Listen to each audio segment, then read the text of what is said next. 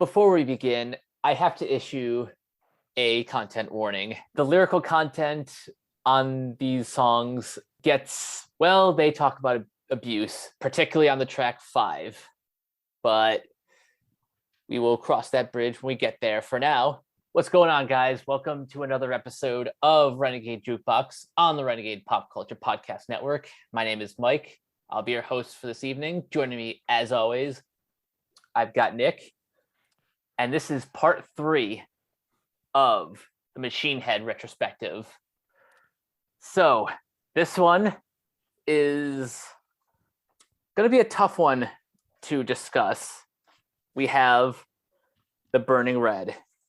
Nick, do you want to go through the backstory on this one? Yeah, I kind of wanted to reserve some stuff just because the aftermath of the More Things Change, I really feel like kind of ties into this album. So I kind of held off mentioning lineup changes, but basically we have to go back to when touring behind the More Things Change finished in late 1997. And it's probably a good idea we did a discretion warning at the beginning because, oh boy, we got to talk about some dark shit that was happening behind the scenes because Rob Flynn was not in a good place at all. Yeah, he was very, very not okay. And you hear a lot of that on this record. And when I say that, I more mean like just kind of like I mentioned in the previous episode, he did shave his head. That actually wasn't part of it, but he was doing stuff like whenever he would go out and party, he was like, you know, just constantly destroying things and getting into fights and like cutting himself. He developed bulimia because he thought he was overweight when he's not really an overweight guy, but you know, I don't want to say anything insensitive, but you get what I mean. Like he was clearly dealing with some issues behind the scenes that we didn't know about. Right. And then throw into the mix, Logan Mader quits the band. In the wise words of Lars Ulrich, he quit the fucking band. So yeah, throw that on top of matters and throw in personal issues behind the scenes and just in his own personal life. Yeah, Machine Head's not really in a great place by 1998. So with a guitar spot vacant, they ultimately enlist the help of Horde of Torment guitarist Aru Luster. And they play one of their first shows in like, I want to say summer of 98. At this point, I'm purely just going based off of what little is out there about the Burning Red, because guys, trying to do research on this, I couldn't even find so much of it as an Angel Fire website, for Christ's sakes. Like it's kind of hard to find any like studio updates or anything, or like even magazine clippings of interviews from the time period. But wow. You also got to keep in mind, 1998 was like the music climate once again was changing, and it's kind of in Machine Head's disservice. So they get in the studio in 1998 with Ross Robinson, and by about August of 1999, we finally get the 12-track album, The Burning Red. So with that preamble aside, here's just kind of my main feelings about this. And this is really the best analogy I can use, because Mike, I don't know if you heard this in retail, but for me, I would always hear some bullshit to the effect of that perception is reality.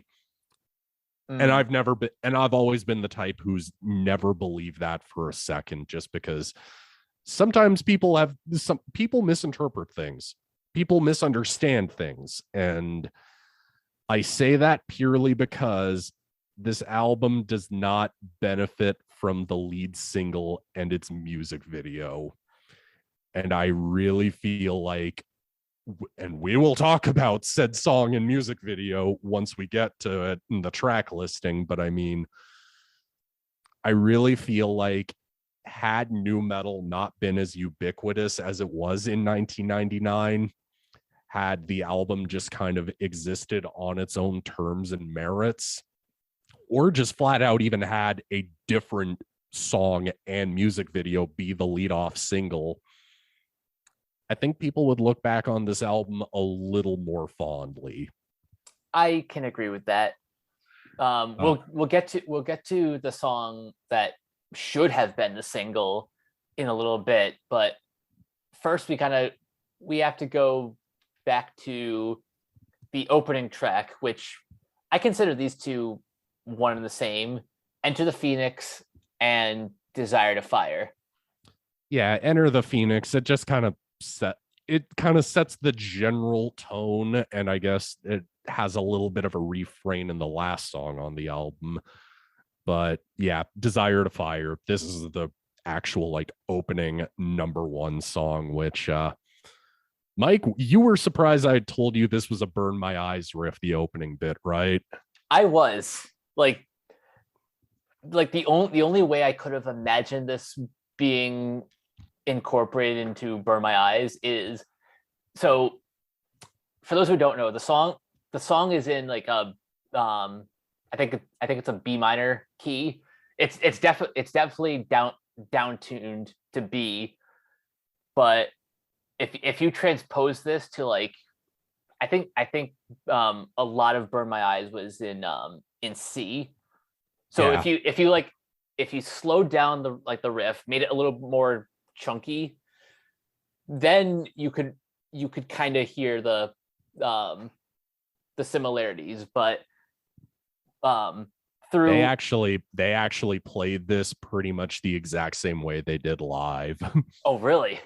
Yeah, it literally would be the opening riff they would play at shows, and then they would go straight into Davidian. All right, that's pretty cool.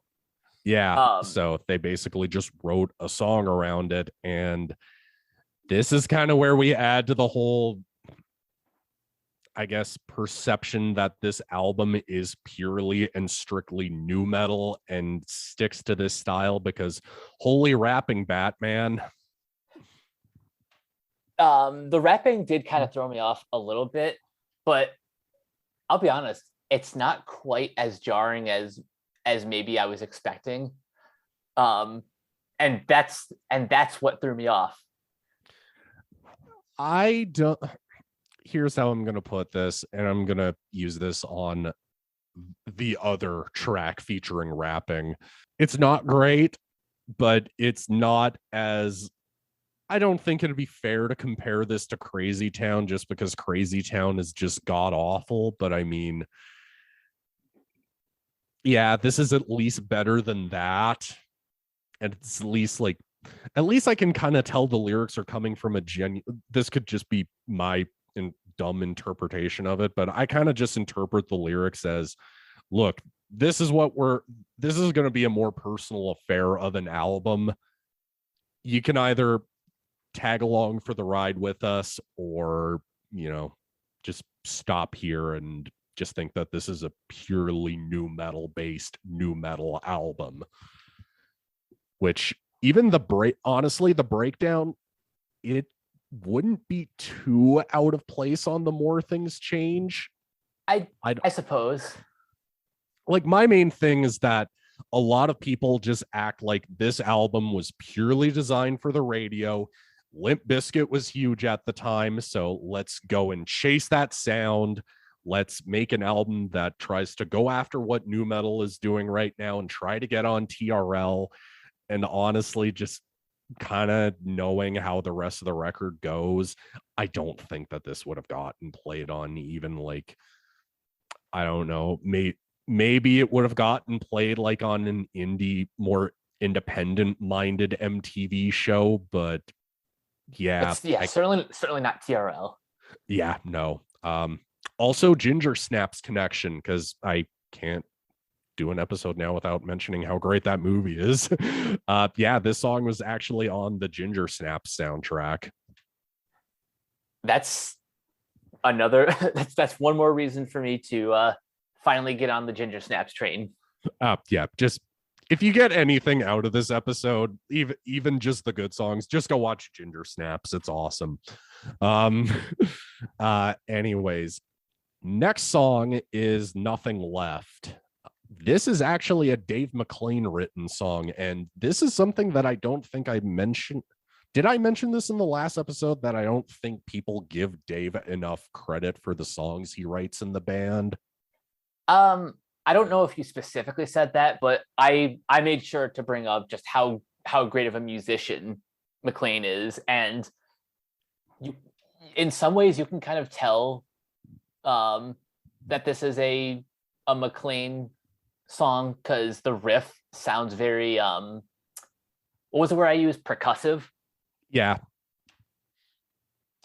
I mean, it is kind of similar to Desire to Fire, I guess, according to one review that I saw on Sputnik. But I mean, Sputnik's never really, I find, the most reliable source of music criticism. But Nothing Left. This is definitely not a nu metal song, not to my ears at least. Like it sounds like a groove metal track. Like it has a little bit of that Korn, like up on the neck, like guitar squeal that they kind of do on the first two Korn records. But beyond that, there's not much really resembling Korn or Limp Bizkit. The only things that really make this album feel like a nu metal record is Ross Robinson's production. Oh, definitely. Ross Robinson and Terry Date, because like those were the two go-to nu metal producers at that point. Like Terry Date was already working with Limp Bizkit a lot. Ross Robinson just goes without saying, he was the go-to nu metal producer. And actually, this would have been one of the songs written earlier on, because I do know that they played this during a show like in 98 at this point. I think it would have been demoed at least. But, you know, this is just me sifting through YouTube videos at like 1 o'clock in the morning. So also, hi, Joey Jordison. Yeah. What's the story behind this? Was he just like, he just happened to be in the studio that day? Yeah, because Slipknot and Machine Head were both at Indigo Ranch at the exact same times. So what would happen would be Machine Head would take the day shift, do all their partying, and come back the next day. And then Slipknot would take the night shift to work on their debut album. And that's why they kind of came out around the same time periods and they toured together. Oh, that makes sense. So because it's a Ross Robinson album and he's very, you know, the punk rock type, him and Joey Jordison, literally during the I Got Nothing Left for Nobody Else breakdown part, they both just jump behind Rob while he's doing the vocals and they just start screaming that in the background. I love it. Yeah, that makes the song alone at least worth listening to, knowing that. But you know, at this point, you kind of just have to go like, is this album made out to be as much of a catastrophe and a sellout as it is? No. I'd argue not, because of the next track. Yeah. Funny thing about the next track, the next one is The Blood, the Sweat, and the Tears, and outside of Exhale the Vial, which we'll get to, I think this might be close to one of my favorites on the record. And part of the reason why is because I actually kind of hear a little bit of Slipknot influence. I know that doesn't really make a whole lot of sense because both these albums kind of came out at the same time, but depending on which one you listen to first, you can kind of hear a little bit of the similarities, at least at least in the percussion. For me, this is finally for me where Machine Head arrives. Like, this is kind of like one of those Machine Head live staples. Like, it's such a badass heavy tune, and this is where the personal lyrical content I feel is more enjoyable to listen to. This doesn't really feel so much as that, because at this point Rob was going to therapy while writing lyrics for the album. This feels more just like he's ready to face his demons head on, and just no matter what, he's basically just gonna crush and destroy everything in his way. And that, and just the music is really heavy, really energetic, and this is the only time a guitar solo is even featured on this album. So, and it's a ripper. Like, this is just a Machine Head classic. I can't really say too much beyond this is one of my favorites on the record. Yeah, it's no wonder they keep this one circulating live. Even like well into Through the Ashes of Empires, when they were trying to get away from the nu metal image, this would just be like, no, we have to play this. Do they like spruce it up when they play it live? Not really. Rob just calls it the blood, the sweat, the beers. Nice.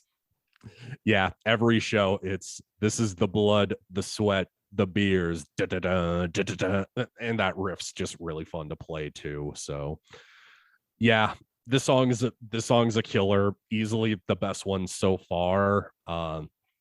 We got to talk about a single next, and it's such a you know what, I'm gonna rip the band-aid off with this one. Silver never got a music video, weirdly. And I kind of could see it getting one if it got pushed a little bit more, but weird enough, I don't remember hearing this get played anywhere. I don't remember anybody really talking about this album aside from the next track. But honestly, even for how radio-tastic it is, I actually really like this one too. The thing about this song is, I kind of like the demo version a little bit better.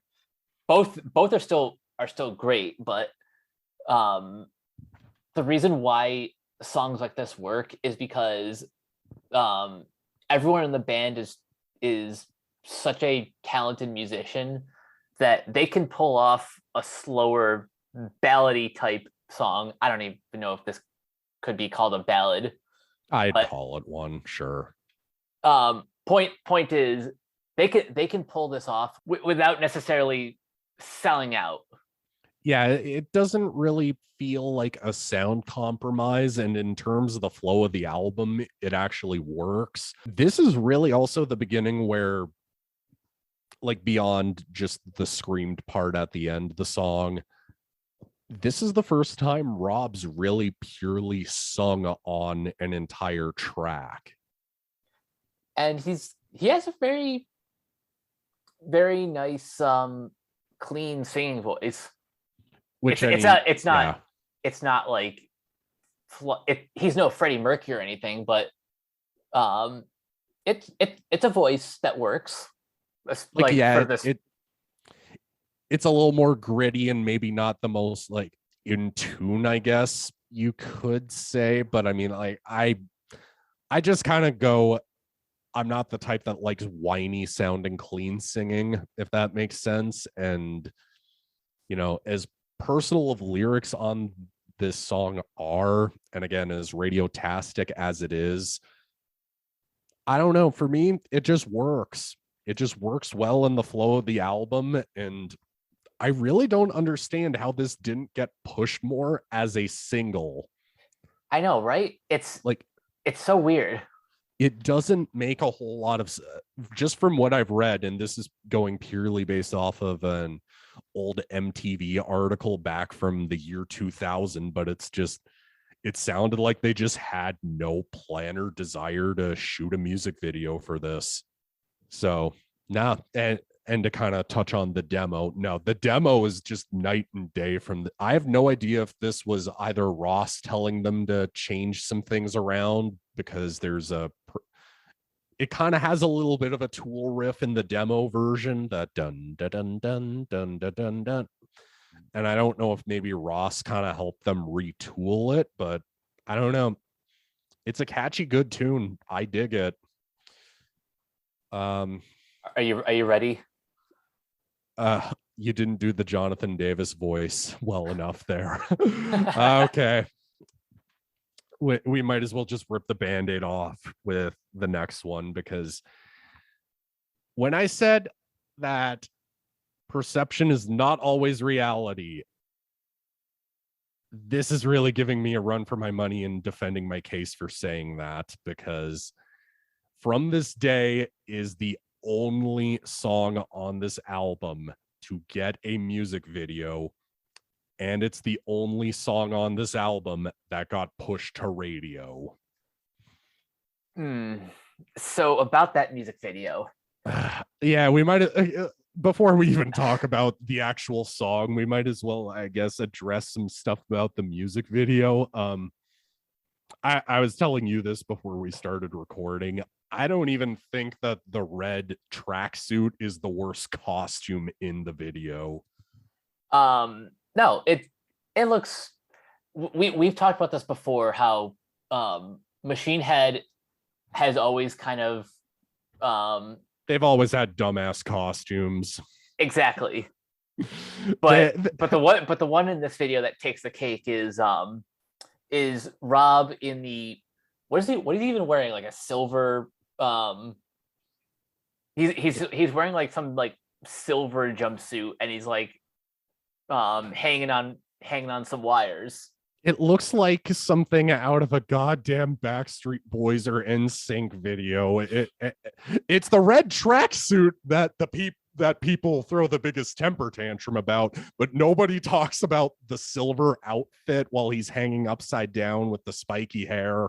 That looks way, way worse than the track.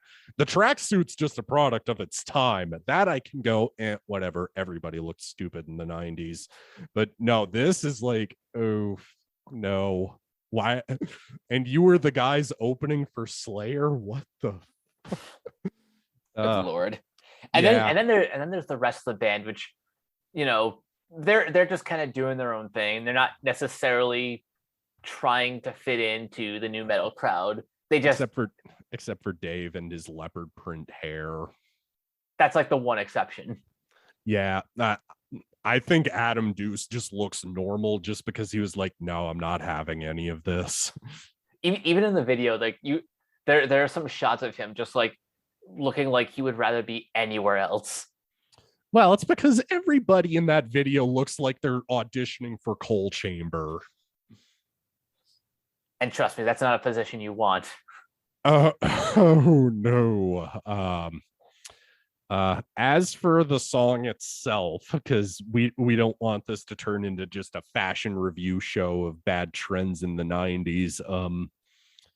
The song itself, I don't think it's that bad, mainly because there is worse from that time period.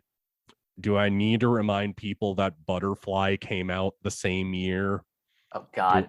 Do I need to remind people of Click Click Boom or It's Been a While or Outside with Fred Durst? Ugh.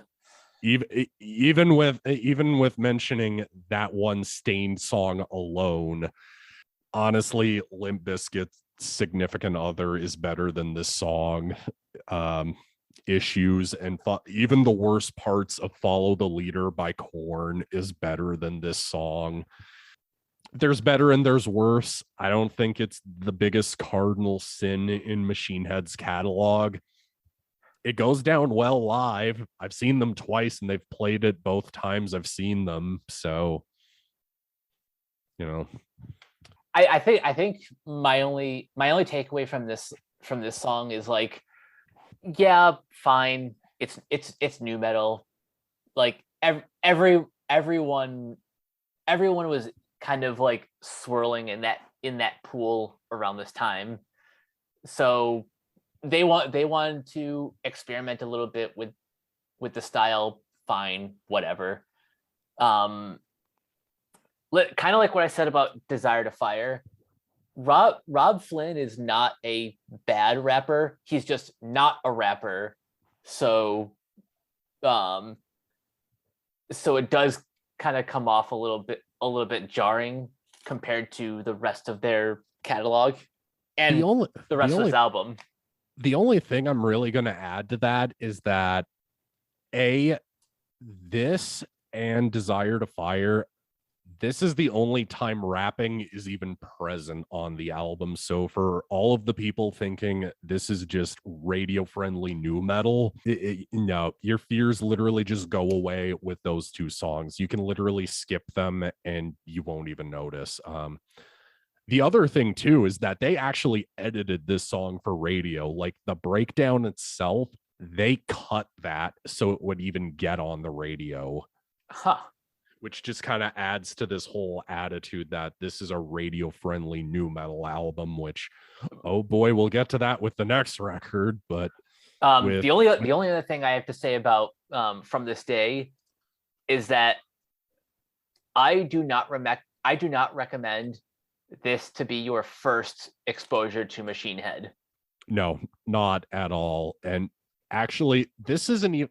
I think this might have been the first Machine Head song I heard, but that was just because this was back when Much Music or MTV would just play anything, you know, back when they were actually willing to give different, either heavier bands or different styles, its time in the spotlight. With that said, considering that this is the only single to even get radio play, we have a really good substitute that I think would have eased people into Machine Head's newer style. And I think that if it had, I guess, either a more performance-based music video or a different type of music video altogether, even if it was something purely story-based, I think people would look back fondly more on this album if Exhale the Vial was the lead single. I agree 100% because let's just talk about how great this song is, because oh my god, this song is fucking great. this is like, this would have been like the perfect way to introduce new audiences to Machine Head without alienating fans of their first two records. Well, that, and it's also, I kind of feel that stylistically, yes, it is a style change. You can tell it's different sounding, but there's no mistaking this is a heavy Machine Head song. Like, even I actually think that the chorus really lands this song as opposed to From This Day, where it kind of tanks it. Oh yeah. Bit with Exhale the Vial, yeah, it's very catchy, where it's, you know, Dave's riding up on the ride cymbal a lot, where I've heard some people say its chorus is very similar to Becoming by Pantera. I don't hear that, but the general attitude the band had going into writing and recording this album is they wanted to have it be a Black Sabbath style album, but funneled through Machine Head sound. And I think that this song encapsulates that perfectly. Oh yeah, I can hear the sort of Black Sabbath influence on this track more so than any other. Yeah, it's even again with the catchy as all hell chorus, it just is dark. Like,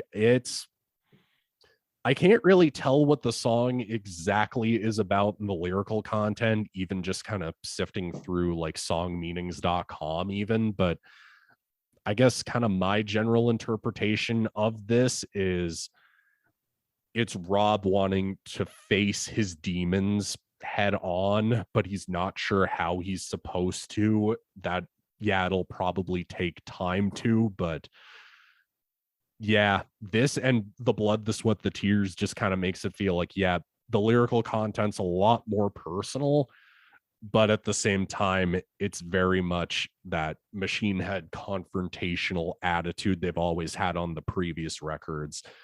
That and just the riffing is so goddamn heavy on this. Like, oof. Yeah, I adore the riffs on this one. Oh, and the tribal drumming. Like considering that Ross produced Roots by Sepultura and Max's first album outside of Sepultura, the first Soulfly record, it doesn't sound like just a clone of that or derivative of those two records. It's just kind of a coincidence that he happened to be a producer on all three. Yeah, and even just again, I really think that Rob sells this song the best. I mean, it's probably the best vocal performance, like in terms of like growling and singing, that this record has. Like, I think if this had been the lead off single, and then maybe, and if we even if we kept Silver as the second single where it also got a music video, I think it would have eased people into Machine Head's newer style a lot better. Oh yeah, I can see this album gaining a more positive reception if it had only had a better, first impression. Yeah, because again, From This Day is the only representation this album has, and the album art with them in their Coal Chamber cosplay outfits. I mean, it's just it's kind of infuriating, but we at least got three really amazing songs out of the mix. Mike, anything else you want to say about how great this song is? Because I mean, like, I kind of feel like we could talk about how great this song is for an entire episode. We could, but we have to move on to probably the one track that feels like a naked corporate mandate. Not so much corporate, but cool if I tell the story. Yeah, go for it.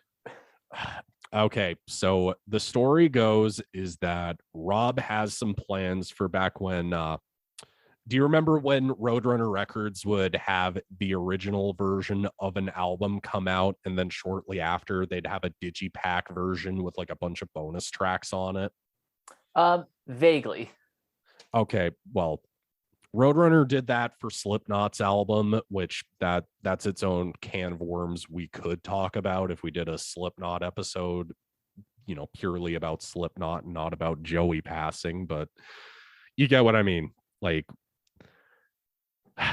Roadrunner would do that, and Rob's plan was to have at least 4 songs be on the digipack version. One being Alcoholocaust, which wound up on the Heavy Metal 2000 soundtrack. A cover of House of Suffering by the Bad Brains, which is awesome. I heavily recommend people check that cover out. It's really well done. A cover of Black Metal by Venom, which given Ross Robinson's opposition to soloing and more old school metal, it would have been really interesting to hear that, but apparently they finished the music for it, but Rob just didn't get a chance to finish vocals. And the last song was Message in a Bottle by The Police.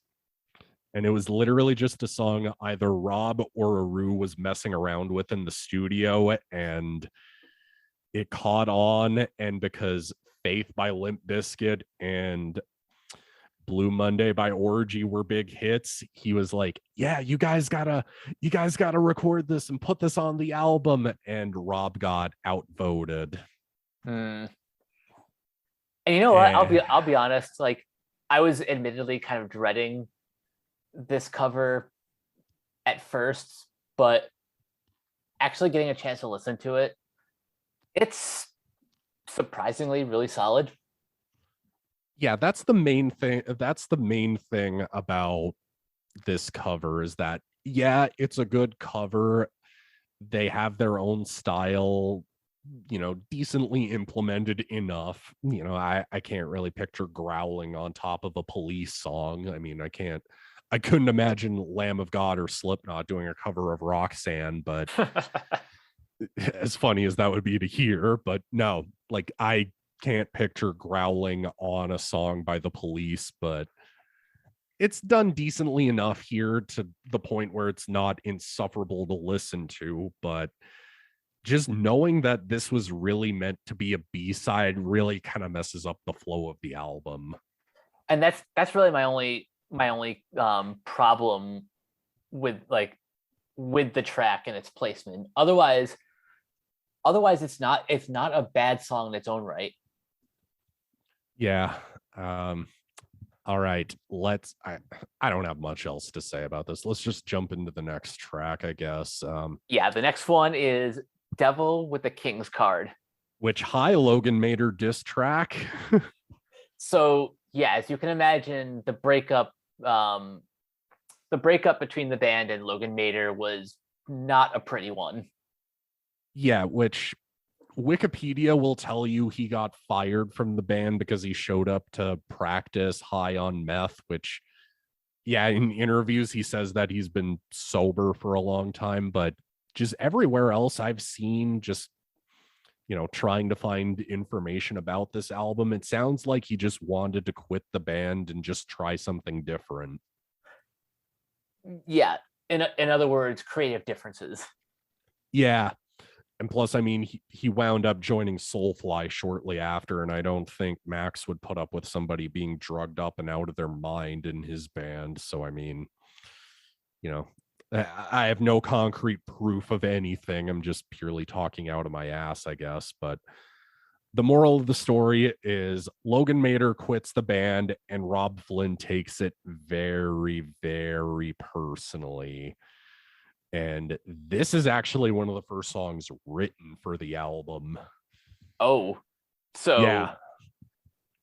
So Logan leaves in 98 and Rob's like, you motherfucker. Pretty much. The next song and Exhale the Vial were like the first 3 songs written for the album. And I'd be lying if I said those weren't like kind of my favorite tracks.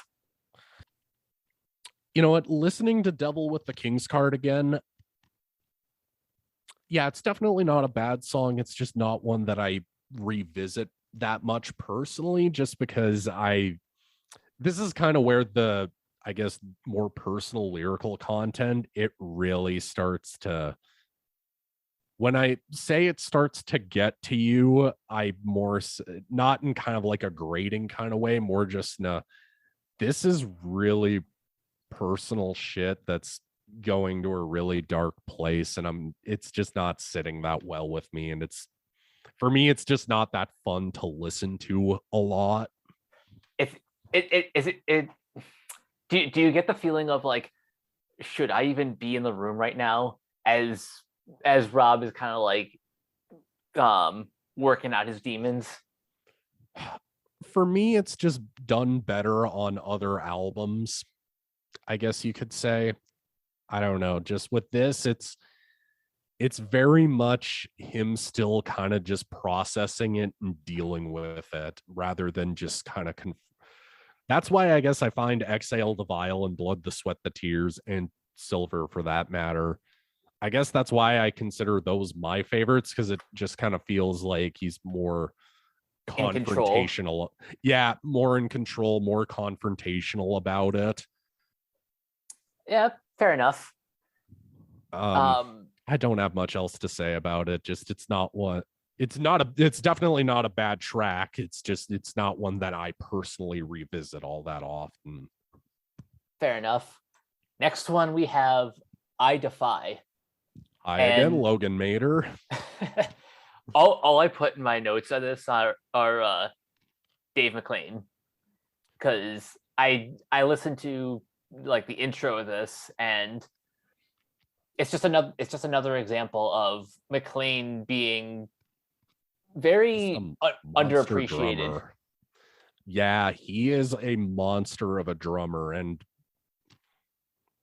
I'll get into this a little bit more because I've seen them live twice, and we'll mention that in the later albums. But yeah, I even told him one of the times that I've met him that I think he's one of the greatest drummers on the planet. And really, the drumming on this album has a lot more double kick to it than I think a lot of people would give it credit, which beyond Slipknot, which I wouldn't even personally consider Slipknot nu metal myself, this is one of the few times that I guess nu metal actually had double kick to it. Yeah, and I also avoid putting Slipknot in the nu metal category myself, but yeah, this song kind of rips, and it has a lot to do with Dave's drumming and just the overall like aggression to it all. Yeah, which riff do you think was Logan Mader's riff? Because apparently Logan did quit like really early into writing the album. So which riff do you think is his? I have to assume it's like the breakdown. Yeah.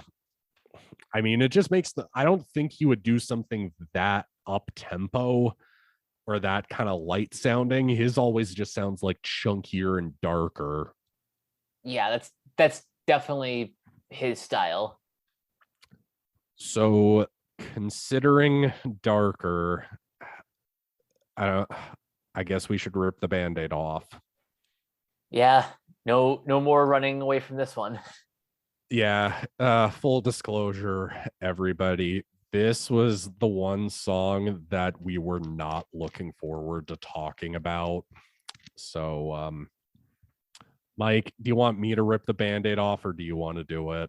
I'll give my positive praise first, and then let you rip off the Band-Aid. Yeah, because I have the feeling that our feelings about the music side of it are going to be similar.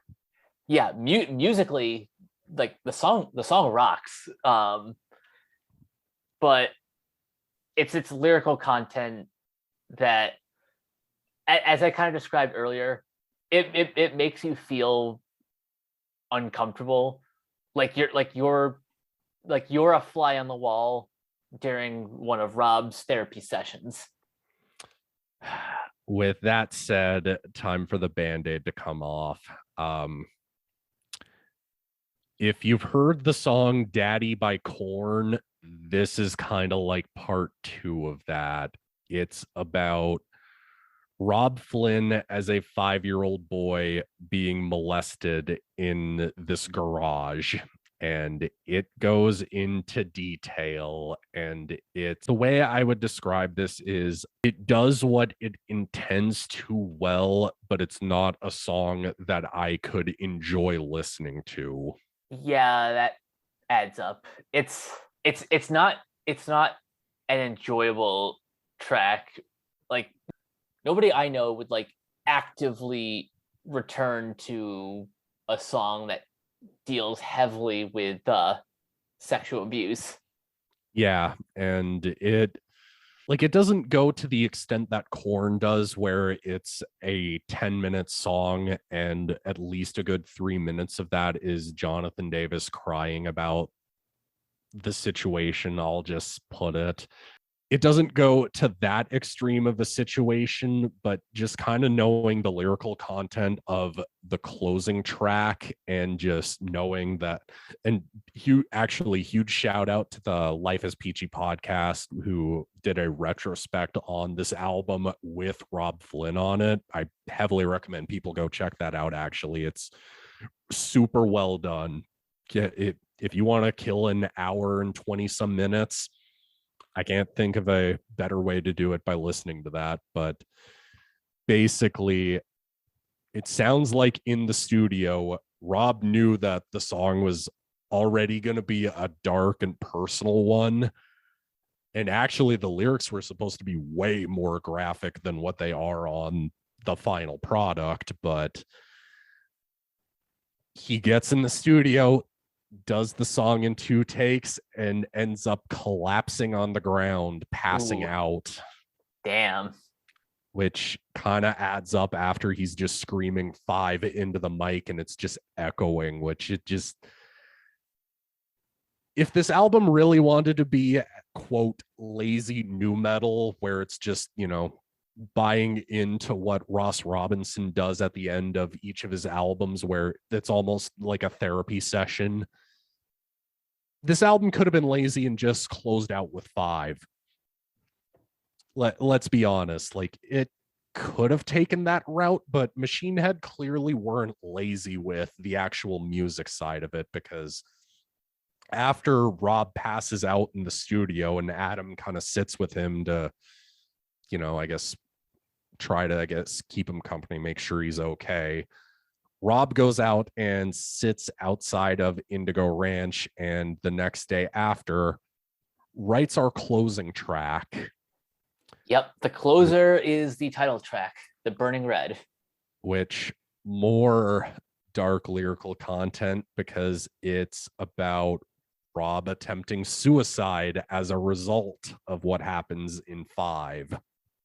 Which, yeah, that description alone should kind of just make you go, oh God, is it just going to add to kind of the real, I guess, uneasiness of listening to another song that's just dealing with such dank content? Actually, The Burning Red is one of my favorites on this album.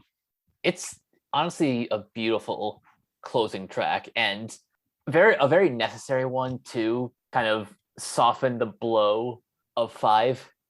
Yeah, it really, especially just kind of the last lyrics of the song itself, even, it just really kind of makes you feel like, he doesn't want to be miserable about things that happened in his childhood, but it's just too much to deal with. And it's done in a really, just the music itself is beautiful, but the way it's told is really poetic and well done, which I know a lot of people wouldn't associate poetic and well done with Machine Head, but like, this was the beginning of that.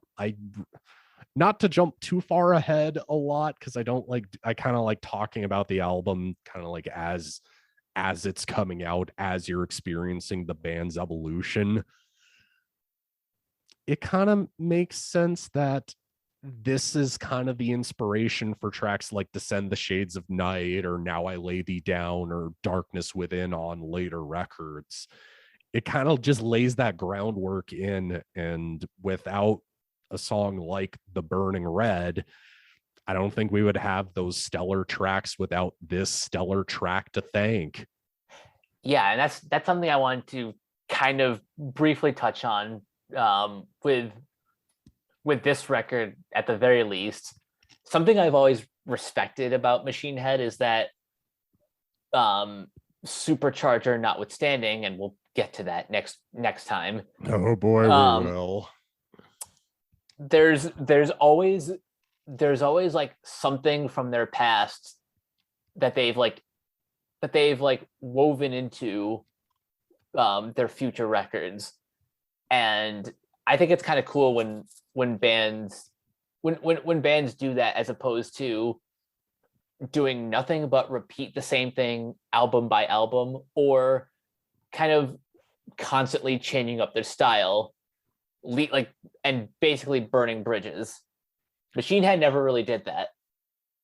Well, I mean, certain members they've burned bridges with, but that's a different conversation for the later records. But for me, yeah, I guess it ultimately just comes back to my point that I made at the beginning, is that really perception's not always reality, because I really do think that if you remove from this day and just kind of try to go in thinking, okay, this just happened to come out during the time where nu metal was inescapable, and Limp Bizkit was getting played on basically any station that could play music videos.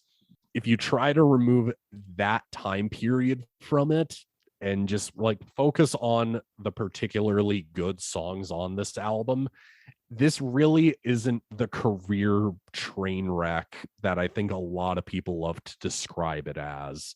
Oh, of course not.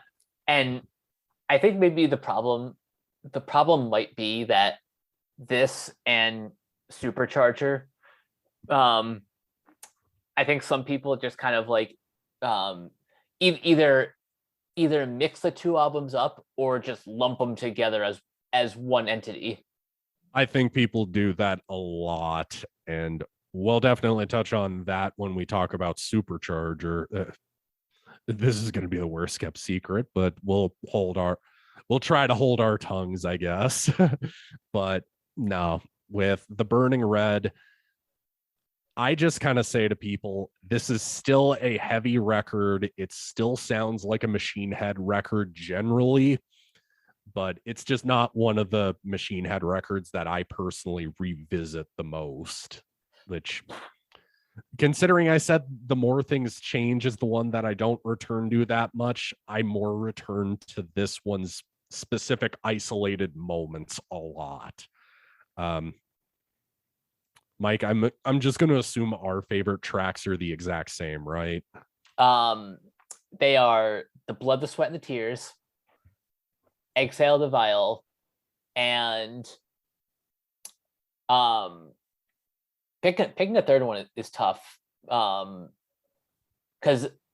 I think I lean towards the demo version of Silver a little bit more. But if I want to call that my number three, then yeah, Silver's my number three.